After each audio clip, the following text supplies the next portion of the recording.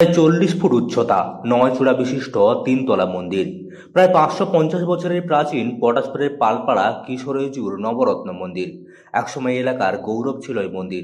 এখন জরাজীর্ণ অবস্থায় দাঁড়িয়ে রয়েছে, ইট পাথর খসে পড়ছে, চূড়াগুলি প্রায় ধ্বংসপ্রাপ্ত।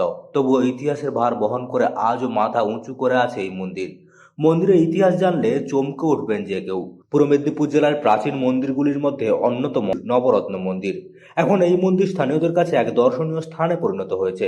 তবুও বহু পর্যটক এখন এই মন্দির সম্পর্কে জানেন না। এই মন্দিরের ইতিহাস খুবই পুরনো।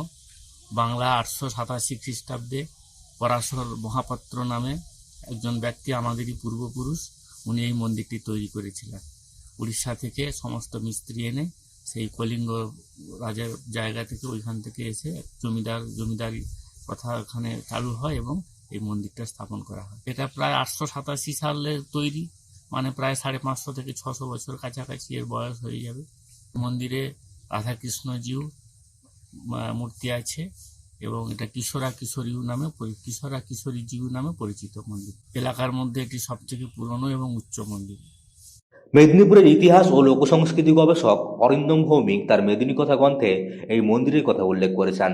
তার মধ্যে আনুমানিক সপ্তদশ শতকের শেষের দিকে মন্দিরটি নির্মিত হয়। তৎকালীন এলাকার জমিদার রায় মহাপাত্র এই মন্দিরের প্রতিষ্ঠাতা। প্রতাপ ভান বা নাইঙ্গা দণ্ডপাঠের শেষ রাজা অমর সিংহের মৃত্যুর পর রাজ্যের 9 আনা অংশের অধিকারী পান রায় মহাপাত্র পরিবার। এরপরেই তারা জমিদারি পত্তন করেন।